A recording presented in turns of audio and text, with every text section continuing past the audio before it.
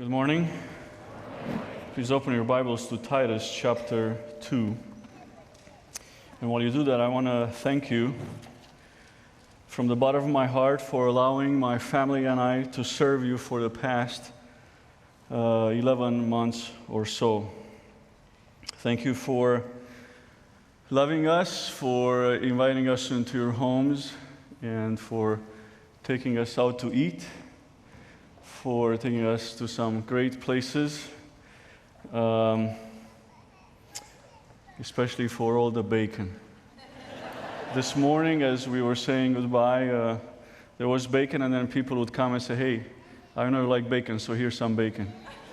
They actually handed me fresh bacon that was done just this morning.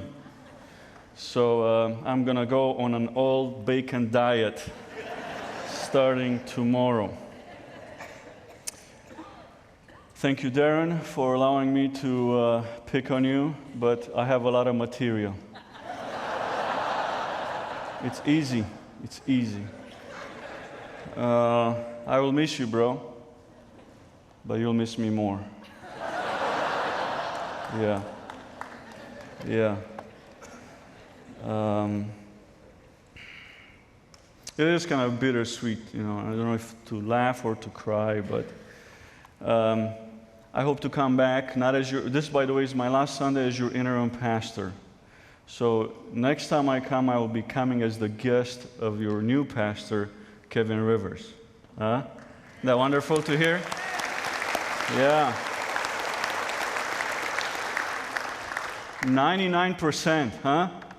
I think the only time I got 99% was in a PE class. And that's because there was extra credit given. This morning I want to talk about my favorite subject, grace. If you have your Bibles again, open to Titus chapter 2. The church on the Isle of Crete. Here's a picture, a map of one of Paul's missionary journeys. At some point, he ends up on the Isle of Crete, and he plants a church there. But you know, Paul didn't stay in one place, right? He went from place to place. So he had to leave people to lead the church, elders, pastors, and he, in this case, leaves Titus to be the pastor at Crete. Now, Titus is young and unexperienced, so Paul is writing him a letter that we know, the epistle of Paul to Titus. It would be kind of like Rick Hawks writing a letter to Kevin Rivers.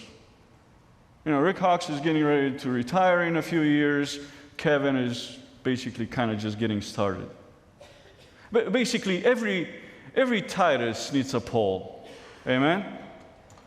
Every Titus needs a Paul. Every Timothy needed a Paul. Every Wednesday, I get together with one of my Pauls. He's 90 years old. Dr. Homer Kent. Taught New Testament for, 50 years at Grace, was the president. And there is a reason I'm meeting with him, because he's 90 and I'm 46. I need to learn. My other mentor is 85 years old. His name is Tom Julian. He was a missionary to France. He learned under the teaching of Francis Schaeffer. I need to learn from people like that. Every Titus needs a Paul. Every Kevin Rivers needs a Rick Hawks. Come alongside your pastor and love him and love his family so they can do the work of the ministry well. Paul is writing a letter to Titus, telling him how to do church, basically, because he doesn't know. And it looks like this church, I mean, think about this. This church didn't have elders. Think about that. So Paul is writing to Titus, hey, make sure you appoint some elders in the church. Straighten out what was left unfinished, Paul is writing to Titus, and appoint elders in every town. And then in one long sentence, what David just read is one sentence in Greek. It's a nightmare for Greek scholars. Basically, verses 11 through 14, that's one long sentence. Talk about bad grammar. But I'm here to tell you there's some great theology there. The first thing we learn is the rescue of grace. For the grace of God has appeared that offers salvation to all people.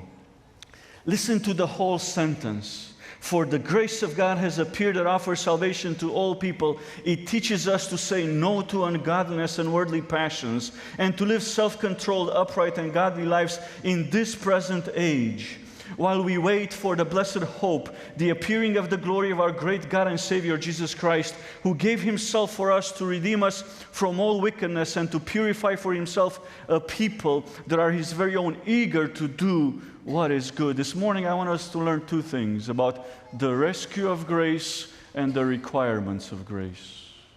That's the second point, the rescue of grace and the requirements of grace. But the grace of God, the Bible teaches us that it saves us. By the way, that was not a new teaching for Paul. Paul wrote to the church at Ephesus, "For by grace you have been saved through faith. And that not of yourself, it is the gift of God, not as a result of works, that no one should boast." My dear brothers and sisters, if we are saved, it's because we are saved by grace. Grace saves us. God is giving us this unmerited favor. I like this acrostic. Grace spells God's riches at Christ's expense. Isn't that good? We are not saved because of what we do. We're saved because of what Jesus Christ has done for us. Actually, look in verse 14, because Paul continues with this idea that grace saves us. How does God save us? Through grace, through our great God and Savior, Jesus Christ, who gave Himself for us to redeem us from all wickedness and to purify for Himself a people that are His very own, eager to do what is good. We are saved because of what Jesus Christ has done for us. I love C.S. Lewis's British humor. And in his book, The Great Divorce, he talks about a field trip that the people from hell could take and go to heaven. They board this bus from hell and they go on a field trip to heaven. And obviously you can't get off the bus, but they get to see the streets of gold. They get to see people walking, and all of a sudden on the bus there's a guy that sees one of his former friends walking on the streets of gold. But when they were alive, they both committed the same sins. And what he didn't know is that that guy gave his life to Christ and was saved and now was in heaven, but he was still in hell. He didn't know that, so he started to bang on the windows and say, "Justice, justice. I want justice." The commotion was so big that the people from heaven heard. And they looked at each other and they said, "Poor guy. He doesn't know that we're not here because justice was done to us. We're here because grace was imparted to us." That is the rescue of grace. We are saved by grace. We are not saved because of what we do. We're saved because of what Jesus Christ has done for us, who gave His life for us to redeem us from all wickedness and to purify for Himself a people that are His very own, eager to do what is good. But the grace of God not just saves us. The second point is that the grace of God teaches us. And notice please what the grace of God teaches us. After we are saved, it teaches us to say no to ungodliness and worldly passions. A better translation is worldly lusts. And to live self-controlled, upright, and godly lives in this present age while we wait for the blessed hope, the glorious appearing of our great God and Savior, Jesus Christ. Grace not only saves us, but grace teaches us. So this morning I want us to think about how are we doing in the school of grace. If there would be an exam today, a self-exam, a self-evaluation, what grade would we get in the school of grace? The grace of God teaches us to say no to ungodliness and worldly passions. Now you might say, Tiberius, what is that ungodliness? That can mean so many things. Well, the Bible helps us. That word translated ungodliness is only used in that form one other time by the Apostle Paul. In Romans chapter 1. And in Romans chapter 1, Paul, the Apostle Paul, actually enumerates and lists all the things that are ungodliness. You ready for this? You don't have to open there. I'm just going to enumerate them for you. Romans 1, starting in verse 21. Listen to what Paul considers ungodliness and things that we are to say no to. This is Romans 1, starting in verse 18. For the wrath of God is revealed from heaven against all ungodliness. That word appears here in Titus 2. The only other time that appears in that form. The wrath of God is revealed from heaven against all ungodliness and unrighteousness of men who suppress the truth in unrighteousness. And then Paul goes on to list what is ungodliness. Listen to this. Verse 21. Although they knew God, they neither glorified Him as God nor gave thanks to Him. People who are ungrateful. Verse 23. They exchanged the glory of the immortal God for images made to look like mortal men and birds and animals and reptiles. Verse 26, their women exchanged natural relations for unnatural ones. Verse 27, men committed indecent acts with other men and received in themselves the due penalty for their perversion. To summarize, not glorifying God, not thanking Him, not worshiping God, homosexuality are all considered and classified as ungodliness. And Paul says, you are to say no to these things. Did you catch that? It doesn't say maybe. It doesn't say let's talk about it. It doesn't say, hey, what does the government say about it? No, it says to say no to these things. Then how then some churches say yes? How then some people say, well, I'm going to do it my way? When the Bible clearly says that the grace of God, after it saves us, it teaches us to say no to ungodliness. Dietrich Bonhoeffer was the pastor who died being killed by the Nazis. And he writes, and he distinguishes between cheap grace and costly grace. When he writes, cheap grace is the preaching of forgiveness without requiring repentance, baptism without church discipline, communion without confession. Cheap grace is grace without discipleship, grace without the cross, grace without Jesus Christ living incarnate. That's cheap grace. Costly grace calls us to follow Jesus Christ. It is costly because it costs a man his life, and it is grace because it gives a man the only true life. It is costly because it condemns sin, and grace because it justifies the sinner.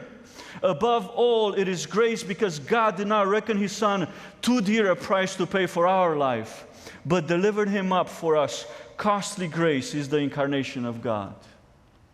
You see, when we say yes to ungodliness and worldly passions, all we do is preach a cheap grace. But God teaches us after He saves us to say no to ungodliness and worldly passions. What else does grace teach us? Grace also teaches us to live self-controlled, upright, and godly lives in this present age. Live self-controlled. What does that mean? To live a life without self-control is basically like a car without brakes. Have you ever had a car such as that, like that? No, Tim goes, yeah, I had that car. Okay. A car without brakes is an accident waiting to happen, right? That's what a life without self-control is. An accident waiting to happen. We need to learn to say no. To live self-controlled. Without self-control is living dangerously. Upright and godly are synonymous, and they stand in stark contrast with ungodliness and worldly passions or worldly lusts. You see, you can't say, oh, I'm saved by grace, I can do whatever I want. That's not biblical.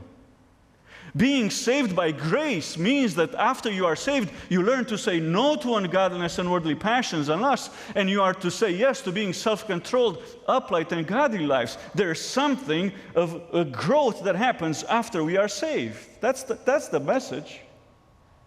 When you say to people, all you need to do is believe and don't worry about anything else, that's cheap grace.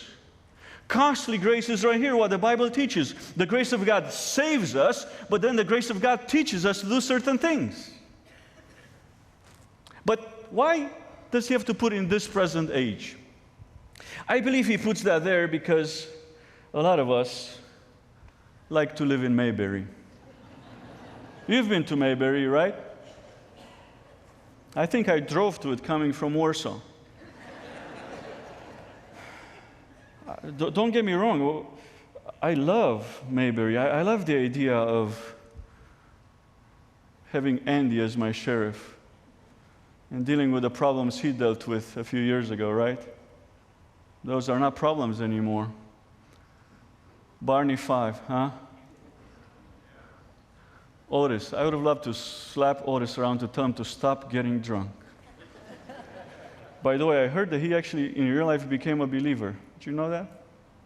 Oh, that's a little trivia pursuit for you if you ever end up on Jeopardy. But you know what? God is not asking us to live in the Mayberry of yesterday. He's asking us to live in Fort Wayne of today and to live in the Warsaw Winona Lake of today. Wherever God is calling you, stop living in the past.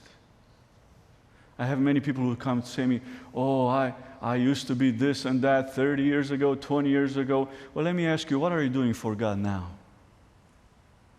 A lot of you are excited, you get a new pastor, and you're wondering, what will this pastor do? But my question is for you, what are you going to do? That's the question. Ask not what your pastor can do for you, but ask what you can do for the kingdom of God.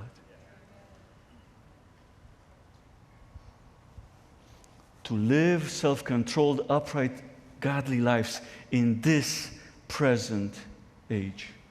By the way, if you have never seen the Andy Griffith Show, I encourage you to go Google it and watch at least one episode.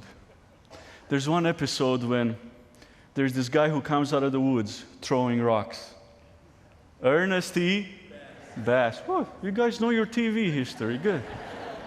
Ernest T. Bass, for younger people, you guys, I gotta hear this because you love this. His way of courting this certain lady who's already married, by the way, is by coming and throwing rocks and breaking windows. But I love Sheriff Andy. Why? Because Andy the sheriff knows how to handle stone throwers. Some of you are expert at stone throwing.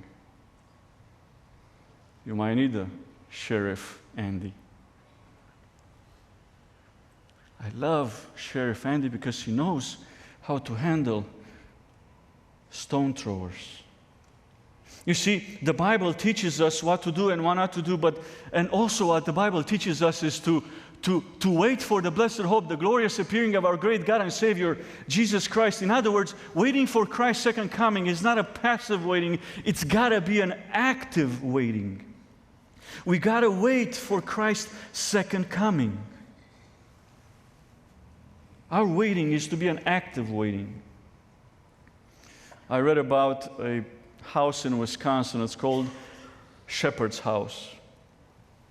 Shepherd's House is a house for children with mental handicaps. And someone did a study and asked them, at Shepherd's House, what's the greatest challenge? What's the greatest challenge you have with these handicapped kids who actually every day learn about Jesus? And they learn about His birth, and they learn about His life, and they learn that Jesus is coming back again. And someone asked the staff there, what is the greatest challenge at Shepherd's House? And they told him, says the greatest challenge is dirty windows.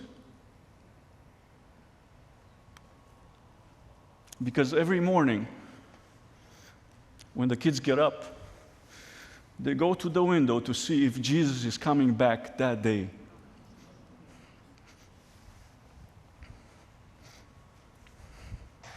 I wish you dirty windows. The faith like the child that's waiting for Christ to come back. Because that's what the Bible says. Grace not only saves us, but teaches us to say no to ungodliness and worldly passions, and to live self-controlled, upright, and godly lives in this present age. How?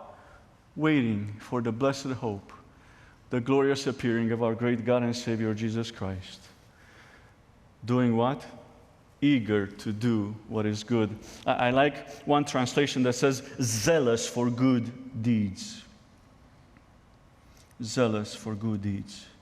Ephesians 2:10, for we are His workmanship, created in Christ Jesus for good works, which God prepared beforehand that we should walk in them. In other words, you don't have to ask yourself, hey man, what kind of good deed do I have to do today? The Bible says that as you walk in faithfulness, in obedience, God will bring you the opportunities to do good. Isn't that wonderful? You don't have to look for it. Just walk in the path of obedience, just walk in the path of faithfulness, and God will bring you opportunities to do good. All you have to do is walk in them. Be eager to do what is good. Christians should be the ones that do most work around the world, and the best work around the world. A lot of times we're considered, Bible thumpers, but we're not doing anything. No, we should be on the front lines of doing good, eager to do what is good. Blackhawk, when they talk about Blackhawk, I pray that they will say, man, those guys are eager to do what is good, full of good works, zealous to do good works. You want someone to do good, go to Blackhawk. The grace of God saves us, but the grace of God also teaches us to do what is good. So, as we are self-evaluating ourselves, can I ask you how you're doing in the school of grace?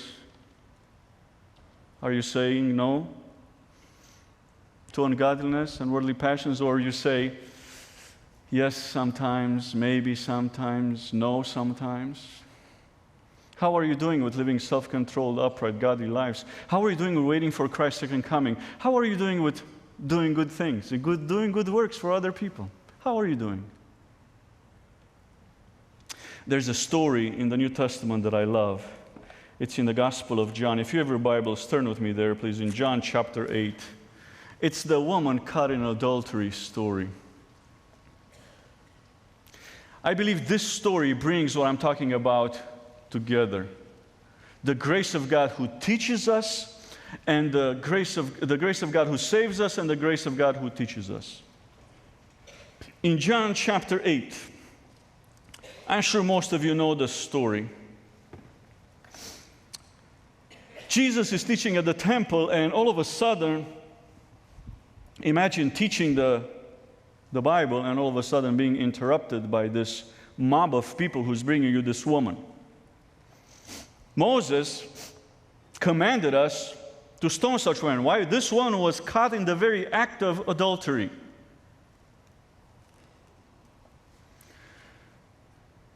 Moses commanded us to stone such women. So what do you say?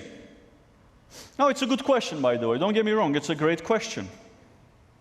But Jesus could have asked them, if you caught this woman in the very act of adultery, tell me, where is the man?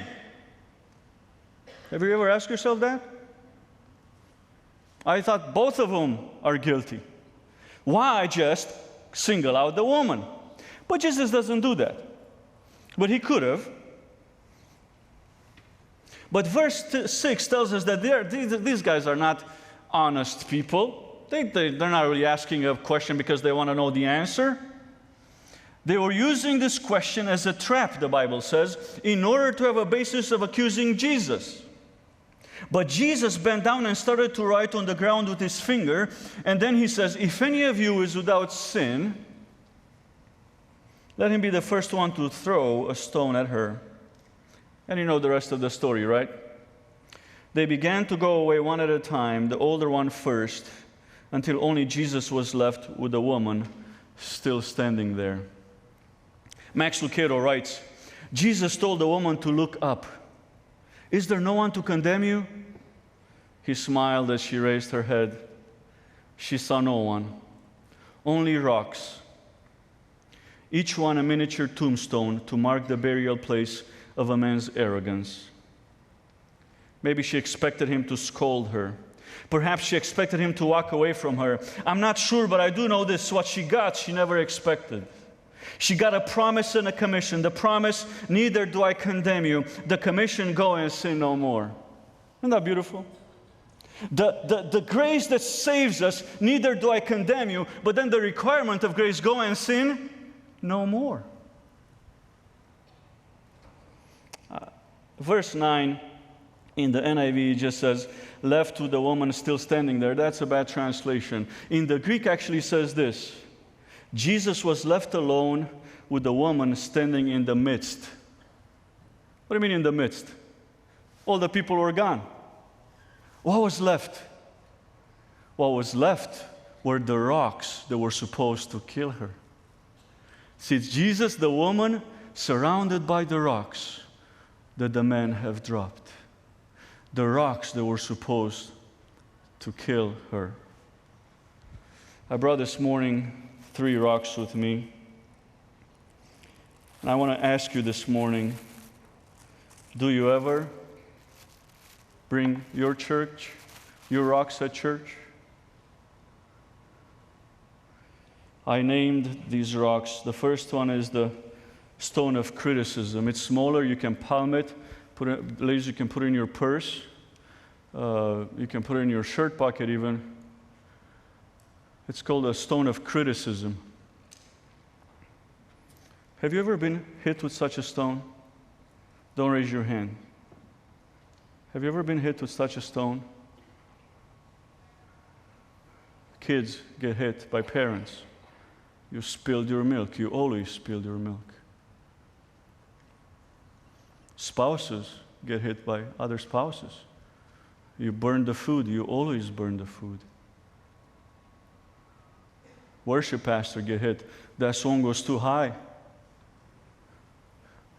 Pastors get hit. The sermon was too long. I got something good yesterday from a friend. He said, if you like everybody to like you, don't be a pastor. Go sell ice cream. I think starting tomorrow, I'm going to start selling ice cream. Have you ever been hit with such a stone? But let me ask you, have you ever hit people with this stone? Some of you think criticism is a spiritual gift. I'm here to tell you it's not. Then there's this rock called the rock of bitterness. It's got layers, you see, because every time you can't forgive someone for what they said to you, it adds another layer. It's the stone of bitterness and another layer. You know, I teach Hebrew, and every time I have people who says, oh, Tiberius, I can't memorize like I used to. You know, I can't, you know, I'm not young anymore. It is interesting that these same people, they cannot memorize another language. Remember what someone said to them 20 years ago. And they can quote it to me word for word. These are people who are bitter people. And then I have a third rock, a third stone. I'm going to name it unnamed. I want you to name it. What is something you hit people with? Is it racism? Is it legalism? Is it fundamentalism?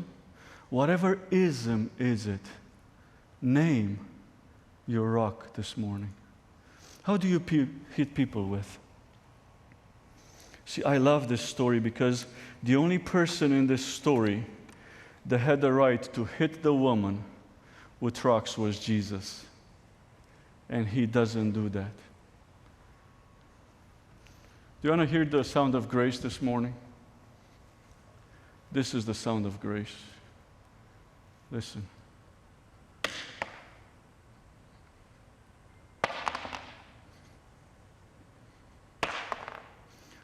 That's the sound of grace. You have a rock, you can hit people with it. but you said, I'm not going to do it. It's not the grace of the Pharisees and the Sadducees. It's the grace of Jesus who says, neither do I condemn you.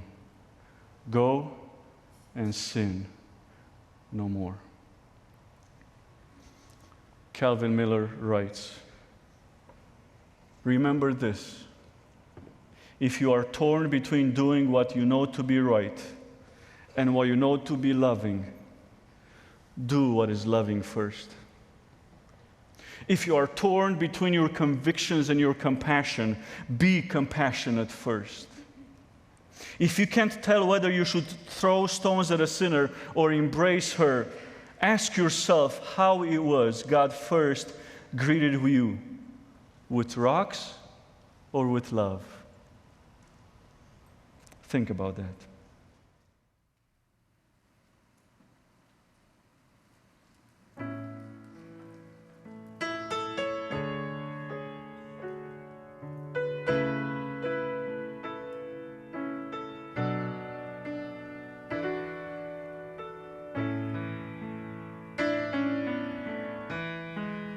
Time measured out my days. Life carried me along. In my soul I yearned to follow God, but knew I'd never be so strong. I looked hard at this world to learn how heaven could be gained, just to end where I began, where human effort is all in vain. Were it not for grace, I can tell you where I'd be, wandering down some pointless road to nowhere, with my salvation up to me, and I know how that would go. The battles I would face, forever running but losing the race, were it not for grace.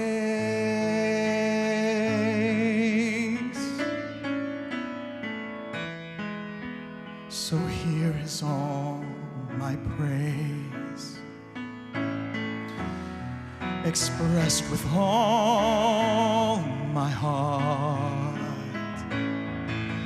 offered to a friend who took my place and ran a course I could not start.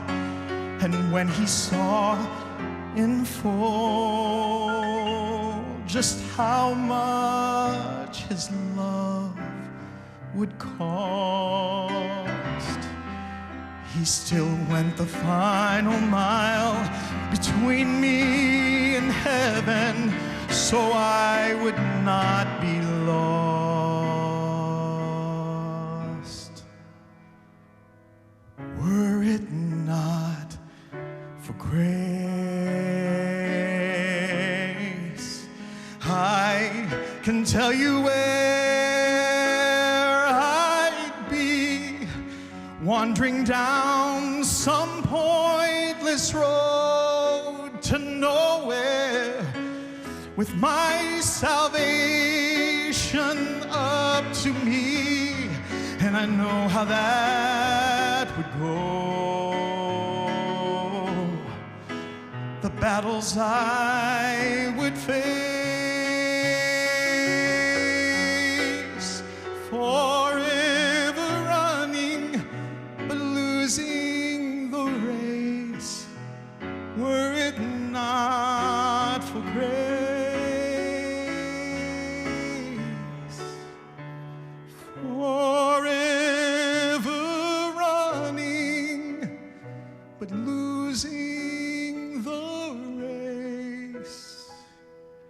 were it not for grace.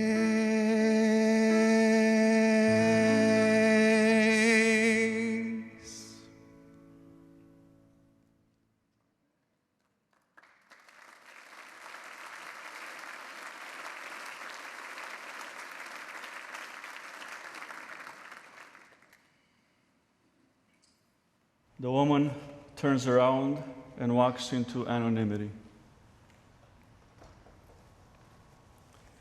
She's never seen or heard from again. Max Lucado writes, but we can be confident of one thing. On that day in Jerusalem, she saw Jesus, and Jesus saw her.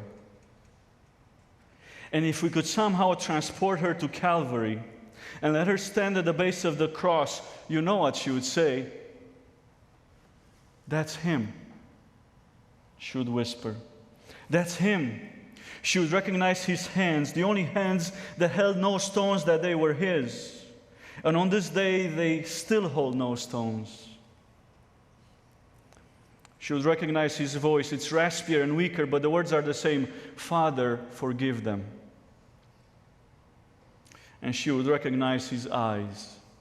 How could she ever forget those eyes, clear and tear-filled, eyes that saw her not as she was, but as she was intended to be?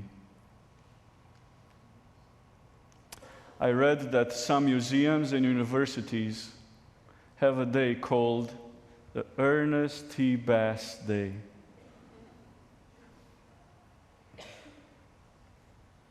What do they commemorate? Apparently, if you have a rock or a stone that you cannot name, you don't know what it is, you take it to the lab and they can tell you. Wouldn't it be great today to identify all the rocks in our lives and to leave them here behind? I have a feeling you know what your rock is. I have a feeling you don't need a university professor to tell you how you're hitting people. I have a feeling you know. But leave your rocks at the altar. After all, it's very hard to put your hands on the window and look for Christ coming if you have rocks in your hands, isn't it? Drop your rocks and drop your stones and go every morning to the window to see if Jesus is coming again. And while you do that, do some good things. Do some good things. Start at home. Continue at work. And do it at church. I'm sure there's people who need help in the nursery. I'm sure there's place for you to teach Sunday school. I'm sure that there is room for some, or to serve with Awana. Awana is starting. Oh, I know people need help with Awana. Just to sit there and listen to Bible verses. It doesn't take a rocket scientist, trust me. I know, I've done it.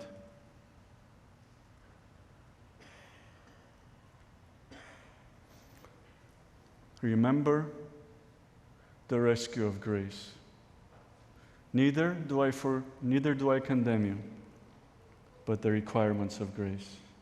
Go and sin no more. Say no to ungodliness and worldly passions. Live self-controlled, upright, and godly lives in this present age. Waiting for the blessed hope, God's glorious appearing, eager to do what is good. When I hear about Blackhawk in the future, I pray that I'll hear, that is a gracious church. That is a grace-filled church. They're full of doing good works, and people come to the saving knowledge of Christ, and the church is growing. I pray that will be Blackhawk. And I'm going to hear the sound of grace all the way to Winona Lake, because God has been working in you. Let's pray. Dear Father, thank you for this wonderful place where we can come together and love you and love each other. Thank you for the wonderful way you've worked in their lives over many years since the inception of this church. I pray this church will be a place where Jesus Christ will be accepted as Lord and Savior. Pray this will be a place where the church will be edified, but above all, I pray that this will be a church where your name will be glorified. I pray that you'll forgive us for the many times we held on to our stones and our rocks. And we had a reason for having them, and we told everybody about it. I pray that today we will hear the sound of grace. We will hear your words, neither do I condemn you. But I pray that we will also enter the school of grace learning to say no to ungodliness and worldly passions, to live self-controlled, upright lives in this present age, waiting for the blessed hope, the glorious appearing of our Lord and Savior Jesus Christ. And while we wait, may it be not a passive waiting, but an active waiting, eager to do what is good. In Christ's name, I thank you for your grace. Help us to be gracious as we respond to your love and grace. In Christ's name I pray. Amen. Good morning, and thank you for watching the Bible Hour. Today is my last day as interim pastor at Blackhawk, and I want to thank you for welcoming me in your homes, in your hospital rooms, in your nursing homes. It's been a blessing to be with you. But as I conclude, I want to ask you about the grace of God. Have you experienced the grace of God? For by grace you have been saved through faith. There's no other way of salvation except through the grace of God through Jesus Christ. That's what separates Christianity from all the other religions of the world. All the other religions make you do something to be saved. Christianity is the only religion where you are saved because of what Jesus Christ has done for you. But as Paul said to Titus, the grace of God saves us, but the grace of God also teaches us to say no to ungodliness and worldly passions. The grace of God teaches us to wait for Christ's second coming. So let me ask you, how are you doing in the school of grace? Are you growing?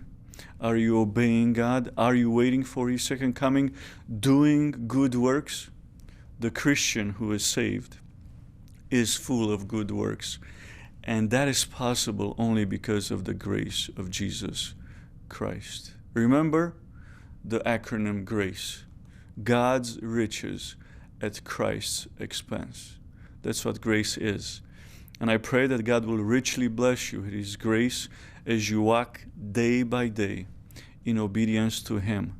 And may people around you know that you are a gracious person, a graceful person, a grace-filled person, and that you show that in the way you speak, in the way you think, and in the way you act. And may many people come to the saving knowledge of Jesus Christ as a result of you being grace-filled.